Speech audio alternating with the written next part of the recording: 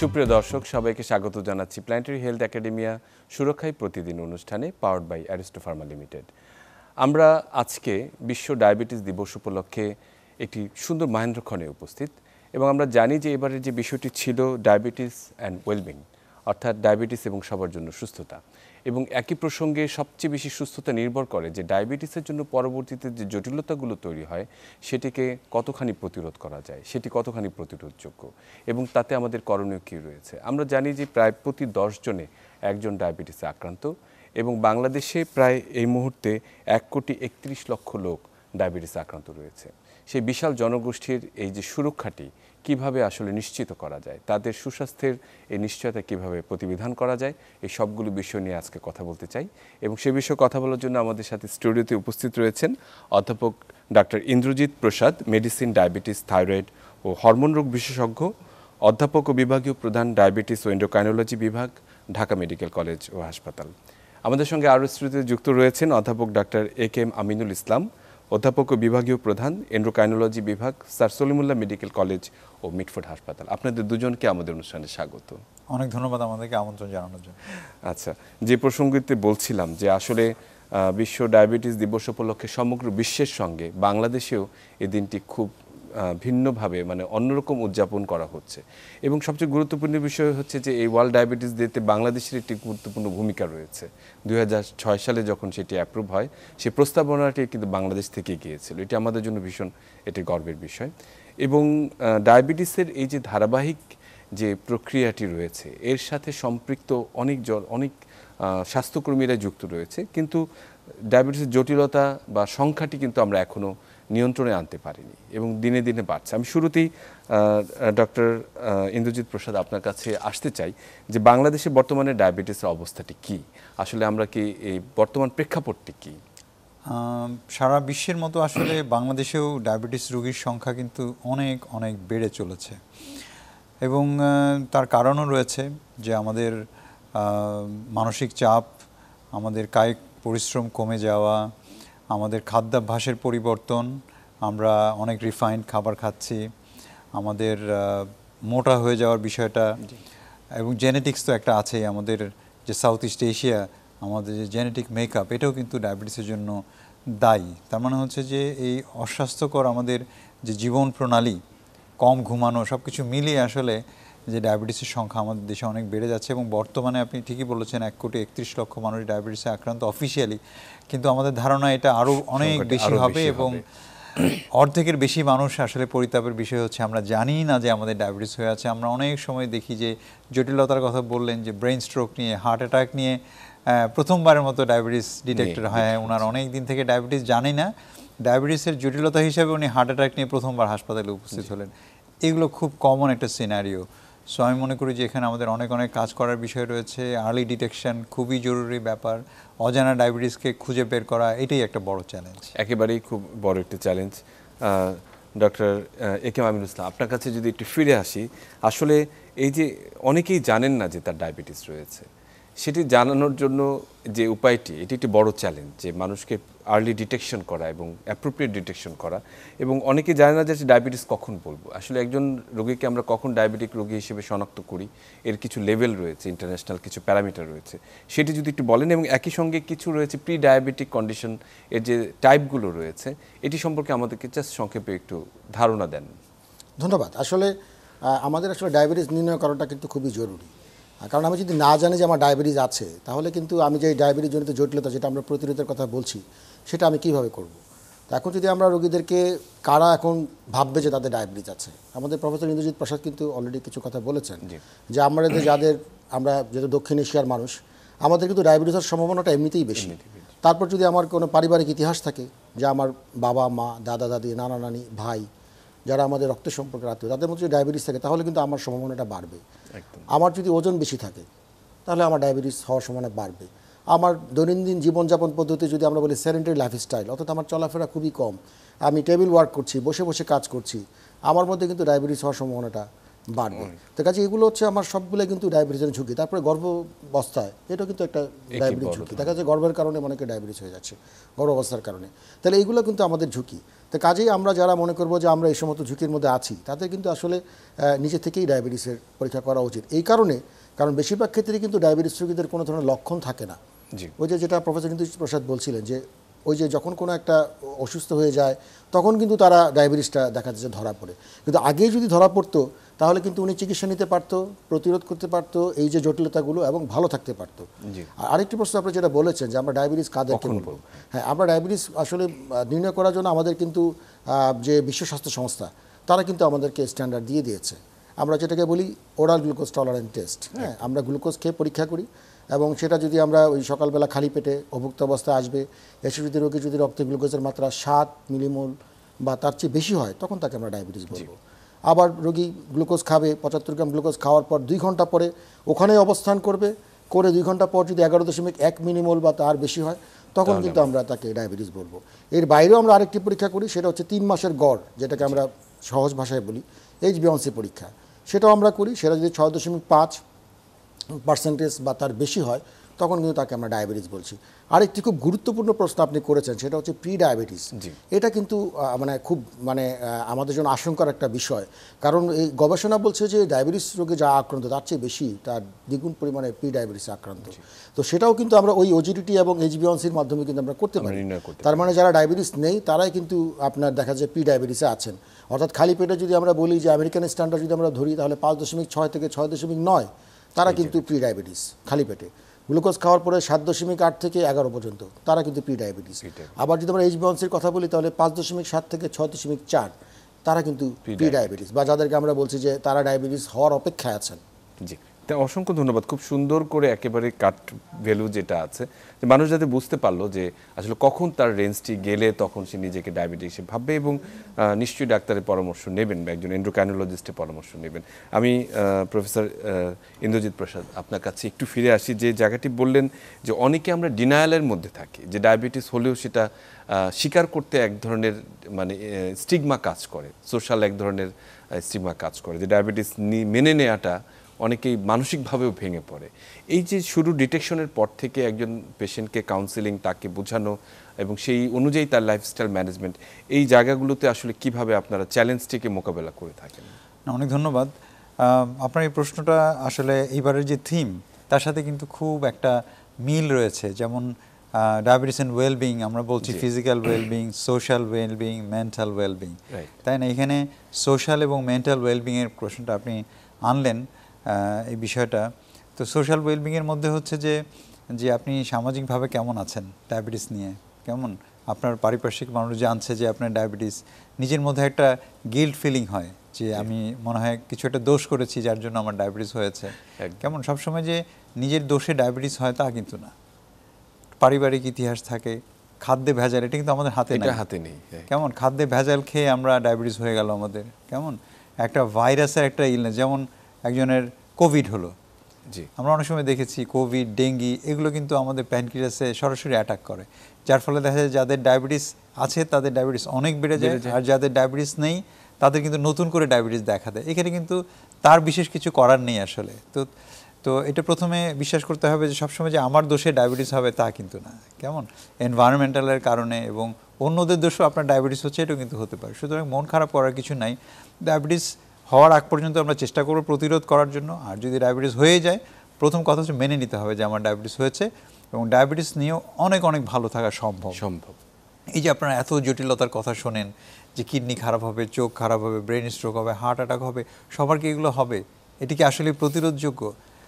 জটিলতা বলার আগে আমি অবশ্যই বলবো যে এটা প্রতিরোধযোগ্য, এবং প্রত্যেকটা জটিলতাই আপনি প্রতিরোধ করতে পারবেন যদি আপনি সঠিক একজন বিশেষজ্ঞের কাছে যান, সঠিক চিকিৎসা নেন, আপনি যদি সচেতন হন, তাহলে কিন্তু এই brain stroke, heart attack prevent করা সম্ভব। আমাদের কাছে ডায়াবেটিসের রুগী আসে যারা 30 বছর 40 বছরের ডায়াবেটিস, তার এক চুল ক্ষতিও তার হয় নাই। তার মানে দেখেন 70 বছরের একজনের ডায়াবেটিক পেশেন্ট, তার ডায়াবেটিস হয়েছে 40 বছর বয়সে, এখন সে 70, কোনো রকম কোনো জটিলতা হয় না। এটা অনেক উদাহরণ রয়েছে। সুতরাং ডায়াবেটিস হলে যে খুব মন খারাপ করার কিছু আছে যে আমার মনে হয় ডায়াবেটিস হয়ে গেল, আমার জীবন শেষ, সেরকম কোনো ব্যাপার নেই আসলে। সুতরাং প্রথম কথা হচ্ছে যে এটা নিজের মধ্যে বিশ্বাস রাখতে হবে যেন ডায়াবেটিস নিয়েও আমি ভালো থাকতে পারি। বাংলাদেশে 1,31,00,000 মানুষের ডায়াবেটিস, তো আরেকজন জানলে কি সমস্যা? প্রত্যেক বাড়িতেই একজন ডায়াবেটিস রয়েছে, এটা তো দোষের কিছু না, আমি একটা আসামি হয়ে গেলাম এমন কোনো ব্যাপার নাই। সবাই যদি জানে সেটা আরও ভালো, তাহলে আপনাকে সে জোর করবে না খাওয়ানোর জন্য, আপনাকে সে জোর করে মিষ্টি খাওয়াবে না, কেমন আপনাকে আনহেলদি লাইফস্টাইলে সে ইন্ডালজ করবে না। সো এটা একটা আমি মনে করি যে জেনে নেওয়াটা একটা ভালো, অজানা থাকাটাই খারাপ। বরঞ্চ যত তাড়াতাড়ি জানা যাবে হ্যাঁ, তত জানা যাবে। আপনি আপনার পারিপার্শ্বিকতা এবং আপনার ফ্যামিলি মেম্বার, অনেকে আমি দেখেছি যে বিয়ে হয়েছে, তার স্পাউসকে সে জানায় নাই সে ডায়াবেটিস হয়েছে, একদম। এবং না জানানোতে যে কি ক্রাইসিস দেখা দিয়েছে, কারণ স্পাউস জানে না যে তার ডায়াবেটিস হয়েছে, সে লুকিয়ে রেখেছে, তাকে যেটা খাওয়া দিচ্ছে সে তো মানা করতে পারছে না, এবং জটিলতা আস্তে আস্তে জটিল হয়ে যাচ্ছে। কেমন, সেই জন্য প্রথম হচ্ছে ডিসক্লোজ করতে হবে যে আমার ডায়াবেটিস হয়েছে এবং আমার ডায়াবেটিস নিয়ে ভালো থাকতে হবে।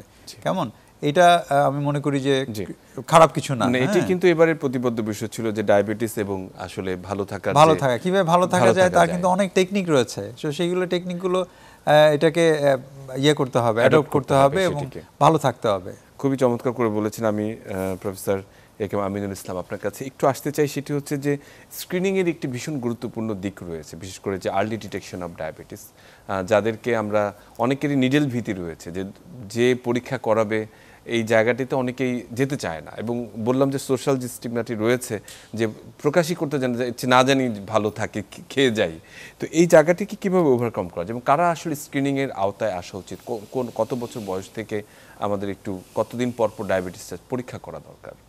ধন্যবাদ। আসলে ওই যে আমি যেটা বললাম, জনসচেতনতা, এটা আসলে আমাদের মূল মন্ত্র।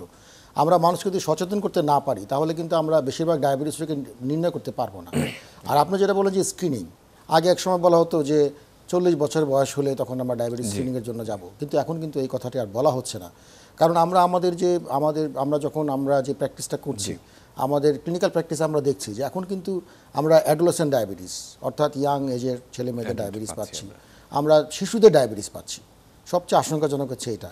কাজে এখন কিন্তু আর ওই যে আমরা আগে যে বলতাম যে বয়স হলে ডায়াবেটিস হবে, সেটা কিন্তু এখন আর আমরা বলতে পারছি না, আর বলা ঠিকও হবে না। এ কারণে আমরা ঝুঁকির মধ্যে যারা আছে, আসলে বয়স নির্বিশেষে ঝুঁকির মধ্যে যারা আছে, আমরা তাদেরই কিন্তু ডায়াবেটিস জন্য স্ক্রিনিং করছি।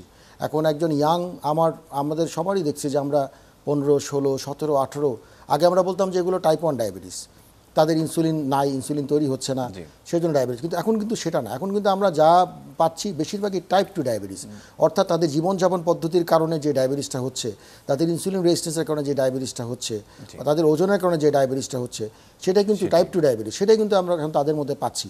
তো কাজে এখন আমি যে বয়স দিয়ে কিন্তু আমি ডায়াবেটিস নির্ণয়কে বা স্ক্রিনিংকে কিন্তু বেঁধে রাখতে পারছি না। যাকে আমার মনে হবে যে ঝুঁকিপূর্ণ, যারই দেখবো আমরা তার চলাফেরা কম, তার খাদ্যাভ্যাসের মধ্যে দেখা গেল যে রিচ ফুড, যেগুলো আমরা ক্যালোরি ডেন্স ফুড বলি, যেসব খাবারে ক্যালোরি বেশি, বাইরের খাবার যেগুলো বেশি তারা যাচ্ছে, যাদের স্থূলতা রয়েছে, তাদের বাবা মা ডায়াবেটিসের ইতিহাস রয়েছে, তাদের কিন্তু আমরা বয়স নির্বিশেষে আমরা তাদেরকে স্ক্রিনে আনতে হবে। কারণ আমরা যত বেশি ডায়াবেটিস থেকে নির্ণয় করতে পারবো, রোগ নির্ণয় করতে পারবো, তত কিন্তু আমরা তাদেরকে সুষ্ঠু ব্যবস্থাপনার আওতায় আনতে পারবো, এবং যার ফলে কিন্তু সেই জটিলতাগুলো এড়ানো যাবে। আর আমি প্রফেসর ইন্দ্রজিৎ প্রসাদের কথার প্রেক্ষিতে আরেকটি কথা বলতে চাই। আমাদের যে বলছিলেন যে ভীতি, একটি গবেষণায় কিন্তু দেখা গেছে ডায়াবেটিস রোগী যারা আপনার নিয়ম মেনে চলেন, তাদের ডায়াবেটিসকে নিয়ন্ত্রণে রাখেন, তারা একজন অন্য মানুষ যার ডায়াবেটিস নেই তাদের চেয়ে বেশি দিন বাঁচেন। এটা কিন্তু একটা গবেষণার ফল। তাই কাজে আমার ডায়াবেটিস হয়েছে মানেই কিন্তু আমার যে সব শেষ, সেটা কিন্তু আমরা বলতে পারছি না, বা সেটা কিন্তু বলা ঠিকও হবে না। একেবারেই নয়। আমরা যদি চিকিৎসা শুরু করতে চাই, একজন পেশেন্ট ডায়াবেটিস নির্ণীত হলো, চিকিৎসা শুরু করার ক্ষেত্রে অনেক ক্ষেত্রে আমরা 3টা ডি এর কথা বলে থাকি। অনেক ডিসিপ্লিন, তারপর হচ্ছে তার লাইফস্টাইল এবং ড্রাগ, এবং আরেকটা হচ্ছে ডায়েট, যেটি বলছি 3D। এগুলোর আসলে গুরুত্ব, প্রতিটি সমন্বয় কতখানি প্রয়োজন? মানে শুধু কি ওষুধ দিয়ে ডায়াবেটিস নিয়ন্ত্রণ করা সম্ভব? খুব গুরুত্বপূর্ণ প্রশ্ন আপনি করেছেন যে আসলে ডায়াবেটিসের চিকিৎসা শুরুটা কিভাবে করতে হয়। তো ওষুধের গুরুত্ব আসলে সবার শেষে। আমরা এখন আগে 3টা ডি বলতাম, এখন 4টা ডি বলি। ডিসিপ্লিন, ডায়েট, ড্রিম, তারপরে ড্রাগ। ড্রিমটা কেন এসছে? ড্রিমটা হচ্ছে ঘুম। এখন গবেষণায় দেখা গেছে যারা 6 ঘন্টার কম ঘুমাবেন তাদের ডায়াবেটিস কন্ট্রোল করা খুব কঠিন ব্যাপার হয়ে যায় এবং অনেক জটিলতা। আপনি একজন হৃদরোগ বিশেষজ্ঞ, আমি জানি যে, এবং যারা 6 ঘন্টার কম ঘুমাবে তারা কিন্তু হৃদরোগে আক্রান্ত হয়ে মারা যাওয়ার সম্ভাবনা বেশি, ডায়াবেটিস হওয়ার সম্ভাবনা বেশি, কন্ট্রোল থাকবে না। সুতরাং ডিসিপ্লিন, তার মধ্যে সে সময় মতো ঘুম থেকে উঠবেন, সময় মতো ঘুমাবেন, হাঁটাহাঁটি করবেন, এটা ডিসিপ্লিন। ডায়েট, সুষম খাদ্য খাবেন আপনি, কোনো খাবার বাদ দেওয়া যাবে না। হালে একটা ফ্যাশন শুরু হয়েছে যে কার্বোহাইড্রেট বাদ দিয়ে আমরা শুধুমাত্র প্রোটিন, ফ্যাট, মাখন, ঘি খাবো, 10টা 5টা করে ডিম খাবো, কার্বোহাইড্রেট কম খেয়ে ডায়াবেটিস কমাবো, ডায়াবেটিস কিছুটা কমবে, কিন্তু আপনার হার্ট অ্যাটাক হয়ে মৃত্যুর ঝুঁকি 52% বেড়ে যাবে যদি আপনি কার্বোহাইড্রেট কম খান। ব্রেন স্ট্রোক হয়ে মৃত্যুর ঝুঁকি 50% বেড়ে যাবে। ক্যান্সার হওয়ার সম্ভাবনা 35% বেড়ে যাবে যদি কম কার্বোহাইড্রেট খান অথবা কেটো ডায়েট খান।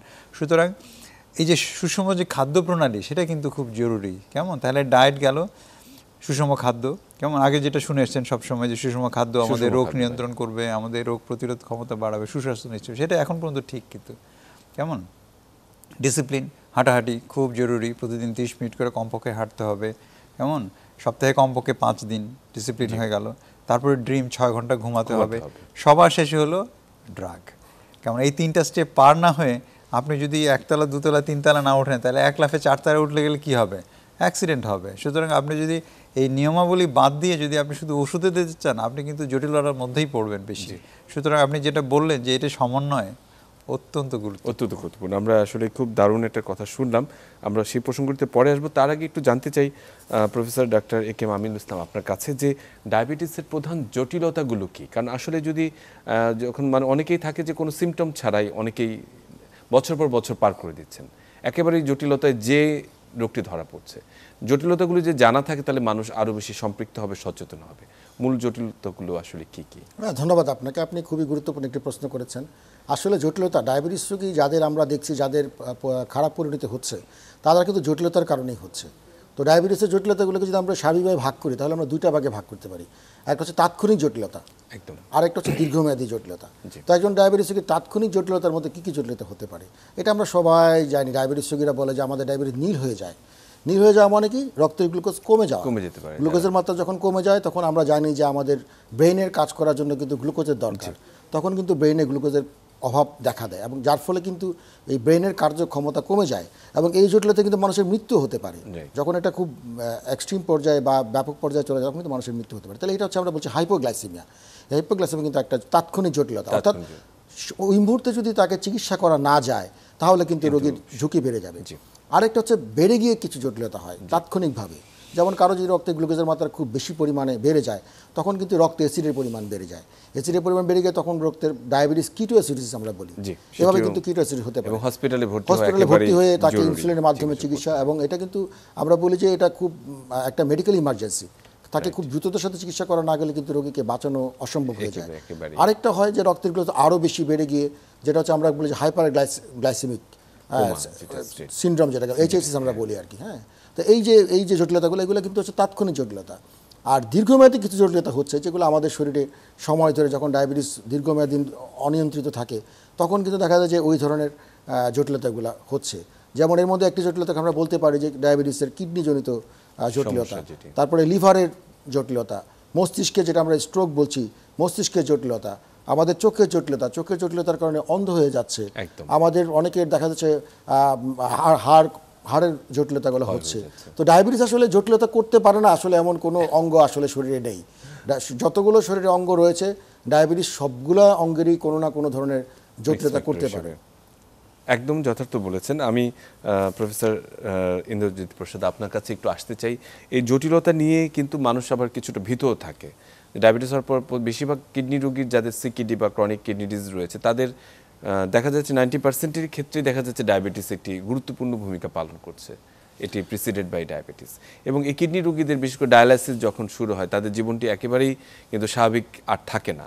এই জায়গাটি থেকে আসলে মানে এই জটিলতাগুলো মানে কতদিন পর্যন্ত আমরা ফলো আপ করবো, কিভাবে আসলে প্রতিরোধ করবো? আপনি প্রতিরোধের জায়গাটি বলেছেন। জি, আমি প্রফেসর আমিনুল ইসলামের কথার রেশ ধরেই আমরা বলবো, আপনারা দর্শক যারা শুনছেন তারা ভয় পাবেন না, কারণ এই যে জটিলতার কথা আপনারা শুনলেন প্রত্যেকটা জটিলতাই কিন্তু প্রতিরোধযোগ্য। একেবারে আপনার ডায়াবেটিস হলে এই জটিলতা হতে পারে, কিন্তু আপনি চাইলেই আপনি যদি সুন্দরভাবে যদি চিকিৎসাটা করেন, প্রকৃত বিশেষজ্ঞ যদি আপনি খুঁজে পান এবং আপনি যদি সচেতন থাকেন তাহলে প্রত্যেকটা জটিলতাই কিন্তু প্রিভেন্টেবল। আপনি যদি ঠিকমতো চিকিৎসা করেন আপনার কিডনিও নষ্ট হবে না, আপনার হার্ট অ্যাটাকও হবে না, আপনার ব্রেন স্ট্রোকও হবে না। দিস ইজ গ্যারান্টেড যদি আপনি ভালোভাবে চিকিৎসা করেন। কেমন? সো আমরা কিভাবে আমরা এটা নিশ্চিত করি যে জটিলতা প্রতিরোধের ক্ষেত্রে, সেটা আমি কথাটা বলি। সেটা প্রথম যেগুলো বললাম, কেমন, সেগুলো মেনে চলা। আর এরপরে হচ্ছে যে ক্ষতিকর যেসব খাবার দাবার আছে সেগুলো অ্যাভয়েড করা। কেমন? যেমন কিছু ওষুধের কারণে জটিলতা হয়, যেমন হচ্ছে যে আমাদের পেইন কিলার, ব্যথার ওষুধ, ব্যথার ওষুধগুলো খেয়ে কিন্তু আমাদের কিডনি তাড়াতাড়ি খারাপ হয়ে যেতে পারে। কামরাঙ্গার মধ্যে অনেক টক্সিন থাকে, কামরাঙ্গা যদি আমরা অনেকে কামরাঙ্গার জুস করে খাই কেমন, তাহলে কিন্তু কিডনি খারাপ হতে পারে। এই ধরনের খাবারগুলো একটু খেয়াল করা। সেকেন্ড হচ্ছে যে জটিলতা প্রতিরোধের জন্য আমরা প্রতি বছর বলি যে পেশেন্টকে কমপক্ষে একবার করে চোখ পরীক্ষা করতে হবে, তার চোখে কোনো সমস্যা থাকুক আর না থাকুক। রক্তক্ষরণের আগ পর্যন্ত কিন্তু আপনি তেমন কোনো বুঝতে পারবেন না চোখের মধ্যে কোনো জটিলতা হচ্ছে কিনা। সেজন্য অল্প একটু সমস্যা হলেই কিন্তু আপনি প্রতি বছর যদি স্ক্রিনিং করেন আপনি বুঝতে পারবেন যে আপনার অল্প একটু জটিলতা চিকিৎসা করলেই ভালো হয়ে যাবে কেমন। কিন্তু যদি না আপনি করেন তাহলে সেজন্য আমার বল প্রতি বছর এই জিনিসগুলো স্ক্রিন করা দেবে, কিডনি, তারপরে চোখ, হার্ট প্রতি বছর একবার করে পরীক্ষা করালে প্রাথমিক পর্যায়ে যদি আপনি ধরতে পারেন তাহলে কিন্তু প্রতিরোধ। কিছু মেডিসিন রয়েছে, যেমন হচ্ছে যে আগে আমরা কি করতাম যে আমরা ছিলাম গ্লুকোসেন্ট্রিক, মানে হচ্ছে শুধু সুগারের কথাটাই আমরা চিন্তা করতাম। কিন্তু এখন যেটা হয়েছে সামগ্রিক চিকিৎসা অথবা হলিস্টিক ট্রিটমেন্ট আমরা বলি, যে আপনি সুগার কন্ট্রোলের পাশাপাশি কিভাবে চিকিৎসা করলে আপনার এই জটিলতা প্রতিরোধ করতে পারবেন, তার জন্য যে টেকনিক, তার জন্য যে মেডিসিন, সেগুলো কিন্তু অত্যাধুনিক মেডিসিনগুলো কিন্তু সব বাংলাদেশে এখন অ্যাভেলেবল হয়ে গেছে। যে ওষুধগুলো আপনার সুগার কমানোর পাশাপাশি আপনার ব্রেন স্ট্রোককে 40% প্রতিরোধ করবে, আপনার হার্ট অ্যাটাককে 40% প্রতিরোধ করবে, আপনার কিডনির আয়ু কমতে দিবে না কেমন, আপনার যৌন ক্ষমতা হতে দিবে না, লিভারের চর্বি জমতে দিবে না, এরকম কিন্তু অনেক মেডিসিন রয়েছে যেগুলো আধুনিক মেডিসিন, সবই বাংলাদেশে এখন অ্যাভেলেবল হয়ে গেছে। তো ওর পাশাপাশি আপনি এটা খাবেন। প্লাস হচ্ছে 40 বছর বয়স হয়ে গেলেই তার রক্তে চর্বি থাকুক আর না থাকুক একটা কোলেস্টেরলের ওষুধ কিন্তু আপনি জানেন হৃদরোগ বিশেষজ্ঞ, আপনি হার্টের স্ট্রোক প্রিভেন্ট করার জন্য, ব্রেন স্ট্রোক প্রিভেন্ট করার জন্য স্ট্যাটিন গ্রুপের একটা কোলেস্টেরল ওষুধ আপনার 40 বছর বয়স হলে প্রত্যেকটা ডায়াবেটিস রোগীকে খেতে হবে যেন হার্ট অ্যাটাক হয়ে উনি খারাপ না হয়ে যায়। এই যে ছোট ছোট যে জিনিসগুলো আমরা যদি খেয়াল করি কেমন, এটা কখন খেয়াল করবেন যখন আপনি নিয়মিত ডাক্তার দেখাবেন, তখনই আপনি জিনিসটা বুঝতে পারবেন, তার সাথে কারেক্ট রেগুলার ফলো আপে থাকলে বোঝা যাবে। এবং এর বাইরেও কিন্তু অনেক অত্যাধুনিক প্রক্রিয়াগুলো চলে এসছে বাংলাদেশে। আগে কিন্তু মানুষ বিদেশে যেত বিভিন্ন রকম অত্যাধুনিক চিকিৎসা করার জন্য, এখন কিন্তু ডায়াবেটিসের যত আধুনিক চিকিৎসা সব কিন্তু বাংলাদেশে অ্যাভেলেবল হয়ে গেছে। মেডিসিন থেকে শুরু করে ডিভাইস, অনেক ডিভাইস আছে। যেমন অনেক সময় অনেক রোগী হাইপো হয়ে ঘুমের মধ্যে মারা যেত কেমন, কিন্তু এখন কি এসছে বাংলাদেশে, এখন হচ্ছে পাম্প এসছে, সেন্সর আসছে কেমন, যাদের ঘন ঘন হাইপো হয়, বাচ্চাদের, বয়স্কদের ঘন ঘন যাদের হাইপো হয়ে যায়, তাদের কিন্তু এই ডিভাইসটা লাগা রাখলে যেটা হয়, ডিভাইস কিন্তু আপনার সুগারকে ডিটেক্ট করবে এবং যখন আপনার সুগার কমে যাবে তখন ইনসুলিন ডেলিভারি বন্ধ করে দিবে, অ্যালার্ম দিবে, আবার সুগার বেড়ে গেলে ইনসুলিন ডেলিভারি বাড়িয়ে দিবে। সেরকম ও কিন্তু একজন পার্সোনাল ডক্টর হিসেবে সারাক্ষণ আপনার সাথে থাকবে। এই ডিভাইস কিন্তু অনেকেই জানে না, এই ডিভাইস বাংলাদেশে অ্যাভেলেবল আছে কেমন। ও কিন্তু নিজেই সুগার চেক করবে, নিজেই ডোজ অ্যাডজাস্ট করবে, যার ফলে আপনার ঘুমের মধ্যে হাইপো হয়ে গেলেও ও কিন্তু কাভার করে দিবে এটা। হ্যাঁ, সো এই ধরনের যে আধুনিক যে পদ্ধতিগুলো রয়েছে এগুলো কিন্তু আমাদের এখন অ্যাভেলেবল আছে এবং জটিলতা প্রিভেনশনের জন্য কিন্তু এই অত্যাধুনিক ব্যবস্থা যেটা উন্নত বিশ্বের মানুষ ব্যবহার করছে এখন কিন্তু বাংলাদেশে অ্যাভেলেবল হয়ে গেছে। অসংখ্য ধন্যবাদ অধ্যাপক ডক্টর ইন্দ্রজিৎ প্রসাদ, আমরা খুব গুরুত্বপূর্ণ কিছু তথ্য পেলাম। আমরা ফিরে আসবো ডক্টর একে এম আমিনুল ইসলাম আপনার কাছে, তবে তার আগে একটা ছোট্ট বিরতি নিয়ে নেই। সুপ্রিয় দর্শক, আমরা কথা বলছিলাম যে ডায়াবেটিসের জটিলতা এবং এর থেকে প্রতিরোধ এবং প্রতিকারের উপায়। সঙ্গেই থাকুন, ফিরে আসছি একটু পর।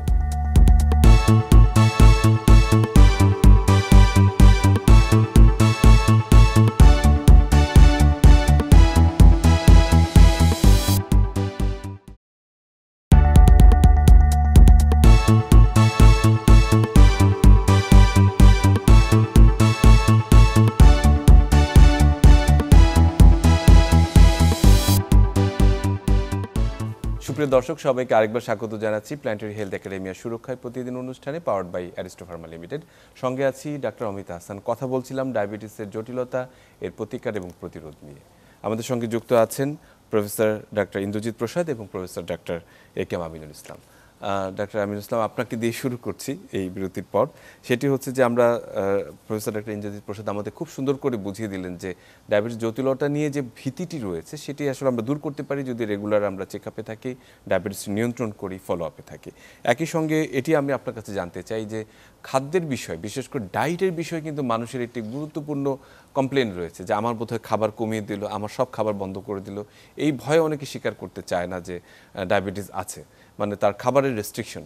এই রেস্ট্রিকশনটি আসলে কীরকম, ডায়েটের বিষয়টি কীরকম? আরেকটি গুরুত্বপূর্ণ বিষয়, আমরা বিভিন্ন সোশ্যাল মিডিয়ায় বিভিন্ন চটকদার বিজ্ঞাপন দেখি যে এটি খেলেই, একটি বটিকা খেলেই আপনার ডায়াবেটিস কন্ট্রোলে চলে আসবে, এই পাতার জুস খেলেই ডায়াবেটিস কন্ট্রোল চলে আসবে, এবং অনেকেই দেখা যাচ্ছে যে এতে প্রতারিত হচ্ছে, প্রলোভিত হচ্ছে। এবং একেবারেই কার্বোহাইড্রেটকে জীবন থেকে সরিয়ে দেওয়ার মানে কতখানি আসলে বুদ্ধিমত্তার কাজ হবে? অনেকগুলো প্রশ্ন আপনার কাছে। আসলে খুবই গুরুত্বপূর্ণ প্রশ্ন করেছেন প্রফেসর ইন্দ্রজিৎ প্রশ্ন তো আগেই বলেছেন। আসলে আমরা ছোটোবেলায় যেটা পড়েছি সুষম খাদ্য, সেটা কিন্তু সবার জন্য প্রযোজ্য এবং একজন ডায়াবেটিস রোগীর জন্য কিন্তু তার ব্যতিক্রম নাই। এবং আমরা সবসময় ডায়াবেটিস রোগীদেরকে বলি, যখন একজন ডায়াবেটিস রোগী শুনতে পায় তার ডায়াবেটিস, তখন সে মনে করে যে ওনার সব খাবার মনে হয় বন্ধ হয়ে গেল, ওনার মনে হয় কমিয়ে খেতে হবে। আসলে কিন্তু এই কথাটা সত্যি না। আমরা কিন্তু ডায়াবেটিস রোগীদেরকে সুষম খাবারই খেতে বলি। তবে যে কাজটি আমরা ডায়াবেটিস রোগীদের করতে বলি, দেখা যায় তাদের ওজন বেশি থাকে, ওজন কমানোর জন্য আমরা তাকে কিছু পরামর্শ দিই, আমরা সেভাবে তার ক্যালোরিটাকে নির্ধারণ করি। একজন সুস্থ স্বাভাবিক মানুষ যে পরিমাণ ক্যালোরি নেবেন, একজন ওজন সমপরিমাণ ওজন সম্পর্ক ডায়াবেটিস কিন্তু রোগী কিন্তু একই পরিমাণে ক্যালোরি কিন্তু নেবেন। তার জন্য কিন্তু আমরা ক্যালোরি কমিয়ে দিচ্ছি না। হ্যাঁ, তার খাবার দাবারগুলো খাদ্যাভ্যাসের মধ্যে আমরা কিছু পরিবর্তন আনছি। যেমন আমরা যারা আছি তারা কিন্তু আমরা বাঙালি, আমরা কিন্তু কার্বোহাইড্রেট বেশি পছন্দ করি। তো কার্বোহাইড্রেট কিন্তু আসলে সুষম খাদ্যের মধ্যে কার্বোহাইড্রেট কতটুকু খেতে হবে সেটা কিন্তু নির্দিষ্ট পরিমাণ আছে। তো আমরা কিন্তু সেই পরিমাণটাই কিন্তু রোগীকে আমরা দিচ্ছি। আমরা কিন্তু বলছি না যে আপনাকে কার্বোহাইড্রেট বাদ দিতে হবে, আর কার্বোহাইড্রেট বাদ দেওয়া ঠিকও না। আপনি যেটা বলছিলেন যে কেটো ডায়েট বা এই ধরনের কিছু কথা আপনি বলছিলেন, তো আমরা কিন্তু সবসময় সুষম খাদ্যের কথা বলি এবং সেই সুষম খাদ্যের মধ্যে কিন্তু কার্বোহাইড্রেট যেটা থাকছে, শর্করা যেটাকে আমরা বলছি, আমিষ বা প্রোটিন থাকছে, চর্বি যেখানে ফ্যাট বা চর্বি জাতীয় খাবার থাকছে, সাথে আমরা কিন্তু ভিটামিন মিনারেলস এবং প্রচুর পরিমাণে পানি, এটা কিন্তু আমরা ডায়াবেটিস রোগীদের জন্য কিন্তু একই খাবার দিচ্ছি। হ্যাঁ, যেটা আমরা যে খাদ্যাভ্যাসের পরিবর্তনটা আনছি সেটা হচ্ছে তার খাবার থেকে আমরা চিনি জাতীয় খাবারটাকে বাদ দিচ্ছি এবং লবণ। কারণ আমরা জানি যে লবণও কিন্তু শরীরে, এই দুই সাদা জিনিস চিনি এবং লবণ, এই দুইটা কিন্তু আমরা ডায়াবেটিস রোগীদেরকে শুধু বাদ দিচ্ছি। এবং এটা শুধু ডায়াবেটিস রোগী না, কিন্তু আমরা যারা ডায়াবেটিস আক্রান্ত না, তারা যদি আমরা সুস্থতা নিশ্চিত করতে চাই, তাহলে কিন্তু আমাদের এই সবারই চিনি এবং লবণ এই দুইটা জিনিস পরিমিত পরিমাণে খাওয়া দরকার। আসলে তো এটি ন্যাচারাল ভাবে ছিল না, মানে এটি তো আসলে এটা তো একটা সুষম খাবারের ব্যাপার বললাম। আরেকটা হচ্ছে একটা খাবারকে, কোনো একটা খাবারকে বাদ দিয়ে দেওয়া।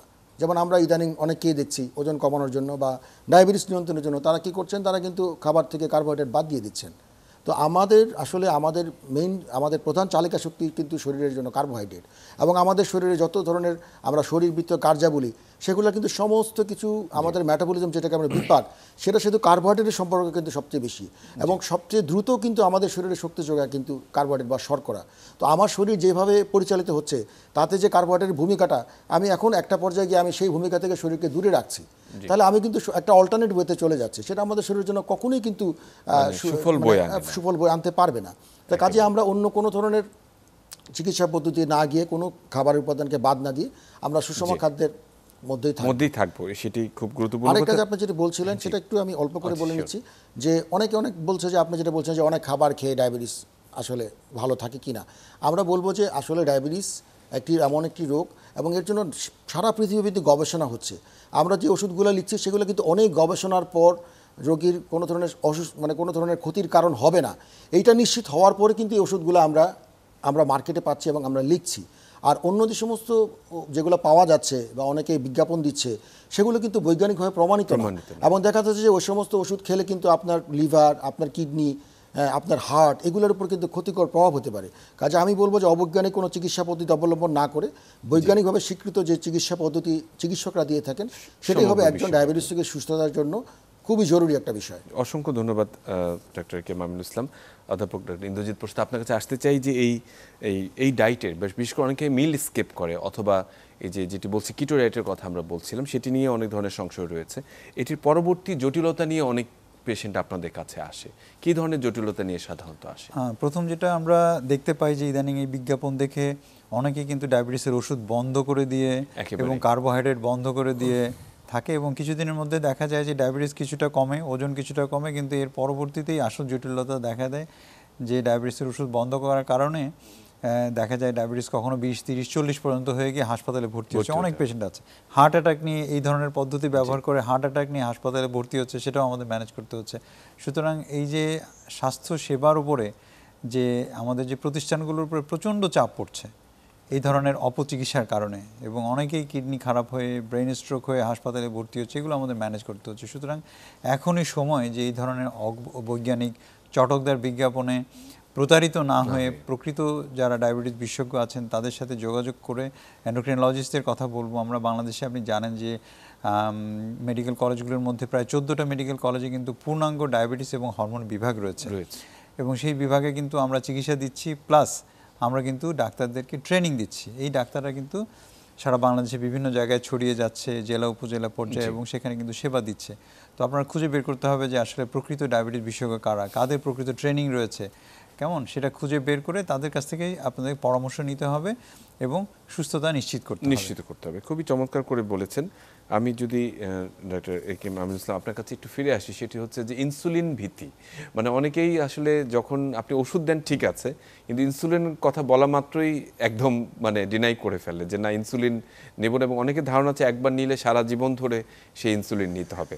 আমরা খুব সংক্ষেপে জানতে চাচ্ছি যে ইনসুলিনের প্রকৃত আসলে যথার্থতা কতখানি? আপনি খুব সুন্দর প্রশ্ন করেছেন। আসলে রোগী যখন আমরা ইনসুলিন অফার করি, ইনসুলিনের চিকিৎসা হিসেবে দিতে চাই, তখন অনেক রোগী, বেশিরভাগ রোগী কিন্তু বলেন যে না স্যার আমাকে ইনসুলিন দিবেন না। কারণ তাদের মধ্যে আপনি যেটা বললেন একটা ধারণা যে ইনসুলিন হচ্ছে খুব শেষের একটা চিকিৎসা, এবং এইটা নিলে কিন্তু যে উনি আর ইনসুলিন থেকে কখনো মুখে খাওয়ার ওষুধে ফিরে আসতে পারবে না, এটা হচ্ছে আমাদের রোগীদের একটা ধারণা, যেটার কারণে কিন্তু ওনারা ইনসুলিন নিতে চাচ্ছেন না। এবং সুইকে অনেকে ভয় পান, ভয়ের কারণে তারা ভাবেন যে বারবার সুই নেবেন, আবার অনেকে মানুষের সামনে নিতে হবে, এই জিনিসটাও কিন্তু অনেকে দেখা যাচ্ছে যে ইনসুলিন ভীতির একটা কারণ। তো আমি যারা ইনসুলিন নিতে যাদের নেওয়া দরকার তাদের উদ্দেশ্যে আমি এটা বলবো, ইনসুলিন আমরা আসলে কখন দিই? একটা হচ্ছে যখন ডায়াবেটিস রোগী নতুন ধরা পড়েছে কিন্তু ডায়াবেটিসের মাত্রাটা অনেক বেশি, তাদের কিন্তু আমরা সাময়িকভাবে ইনসুলিনটা দিই। যখন তার ক্ষতির পরিমাণগুলো কমে আসে, যখন দেখি যে আমরা ডায়াবেটিসটা নিয়ন্ত্রণে এসছে, তার ক্ষতির সম্ভাবনাটা কমে গেছে, তখন কিন্তু আমরা ইনসুলিনটাকে আবার বদল করে মুখে খাওয়ার ওষুধ দিই। কিন্তু ওই যে সাময়িক সময়ের জন্য যে ইনসুলিন, সেটা যদি আমরা কোনো রোগীকে না দিতে পারি তাহলে কিন্তু দীর্ঘমেয়াদে তার ক্ষতির পরিমাণটা অনেক বেশি হয়। কিন্তু দেখা যায় যে আমরা অনেক রোগীকে আমরা কিন্তু দেখা যায় যে ইনসুলিন অফার করে নিতে চাই না। আবার অনেক সময় দেখা যায় রোগীদের হাসপাতালে ভর্তি হতে হয়, অনেক সময় রোগীদের জ্বর হয়, ইনফেকশন হয়, ওইসব ক্ষেত্রে কিন্তু আমরা সাময়িকভাবে ইনসুলিনটা দিয়ে থাকি। গর্ভকালীন ডায়াবেটিসের কথা আমরা বললাম, গর্ভকালীন ডায়াবেটিস রোগীদের কিন্তু আমরা ইনসুলিন ছাড়া অন্য কোনো চিকিৎসা দিতে পারি না, তাদের কিন্তু আমরা সাময়িকভাবে ইনসুলিনটা দেই। তো এই সমস্ত রোগীদের কিন্তু আমরা ইনসুলিন দেই এবং পরবর্তীতে কিন্তু আমরা ওই প্রয়োজন শেষে আবার মুখে খাবার ওষুধে চলে যাই। কিছু কিছু রোগী আছেন যারা দীর্ঘদিন ধরে মুখে খাবার ওষুধ খাচ্ছেন, তাদের শরীরে আসলে ইনসুলিন তৈরির ক্ষমতা শেষ হয়ে যায় বা কমে যায়, তখন কিন্তু ডায়াবেটিস নিয়ন্ত্রণের জন্য তাদের জন্য ইনসুলিনটা খুবই জরুরি হয়ে যায়, এবং সে সমস্ত ক্ষেত্রে ইনসুলিনটা দীর্ঘমেয়াদী হতে পারে। আপনি খুব চমৎকার ব্যাখ্যা করেছেন। আমরা একেবারে শেষ পর্যায়ে আমি শুধু টেক হোম মেসেজের জন্য আমি ফিরে আসছি অধ্যাপক ডক্টর ইন্দ্রজিৎ প্রসাদ আপনার কাছে। এই ওয়ার্ল্ড ডায়াবেটিস ডেতে ডায়াবেটিক রোগী যারা রয়েছেন, যারা ঝুঁকির মুখে রয়েছেন অথবা যারা সুস্থ রয়েছেন, তাদের জন্য কিছু পরামর্শ আপনার কাছে চাই। অনেক ধন্যবাদ। খুব সংক্ষেপে আমি বলি যে যাদের ডায়াবেটিস হয়নি, আমাদের দেশ তো এটা মধ্যম আয়ের দেশ আপনি জানেন, এবং ডায়াবেটিস আলটিমেটলি কিন্তু অনেক ব্যয়বহুল একটা ব্যাপার হয়ে যায় যখন জটিলতা দেখা দেয়। তো আমাদের দেশের জন্য সব থেকে ভালো স্ট্র্যাটেজি হচ্ছে ডায়াবেটিসের প্রতিরোধ। একদম এটা নিয়ে আমাদের আরও বেশি কথা বলার দরকার, আরও বেশি আলোচনা করার দরকার।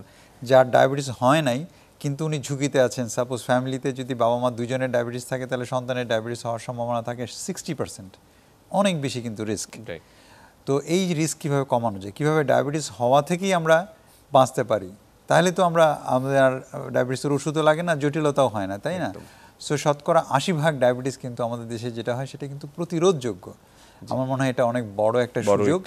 আমাদের মতো আর্থসামাজিক অবস্থায় সব থেকে ভালো স্ট্র্যাটেজি হচ্ছে ডায়াবেটিসের প্রতিরোধ। হওয়ার আগেই আমরা আটকাবো। আমরা যেটা করি, ডায়াবেটিস হওয়ার পরে হাঁটাহাঁটি শুরু করি। এই হাঁটাহাঁটিটা যদি আমরা ডায়াবেটিস হওয়ার আগেই করি তাহলে কিন্তু গেমটা উল্টে যায়, ডায়াবেটিস হয় না। এই সুযোগটা আমি মনে করি আমাদের দর্শক সবার কাছে করজোরে অনুরোধ, আপনারা ডায়াবেটিস হওয়ার আগেই হাঁটাহাঁটি শুরু করেন এবং ডায়াবেটিসকে প্রতিরোধ করেন। অসংখ্য ধন্যবাদ অধ্যাপক ডাক্তার ইন্দ্রজিৎ প্রসাদ এবং অধ্যাপক ডাক্তার একেএম আমিনুল ইসলাম। আপনাদের দুজনকে গুরুত্বপূর্ণ অনেক তথ্য দিয়েছেন, যেটি ডায়াবেটিক রোগী এবং যারা ঝুঁকির মুখে আছে তাদের জন্য নিশ্চয়ই উপকারে আসবে। সুপ্রিয় দর্শক, আমরা একেবারে শেষ পর্যায়ে আমরা সত্যিকার অর্থেই ডায়াবেটিসের জটিলতা প্রতিরোধের আগে গুরুত্বপূর্ণ যে ব্যাপারটি আসছে ডায়াবেটিসকে প্রতিরোধ করা, এবং জনসচেতনতার সঙ্গে জনসম্পৃক্ততা আসলে সবচেয়ে বেশি গুরুত্বপূর্ণ। শুধু মেনে নেওয়া, জেনে নেওয়া নয়, সেটিকে মেনে নেওয়া এবং সেটিকে পালন করা। আমরা সবাই সুস্থ থাকবো, ভালো থাকবো।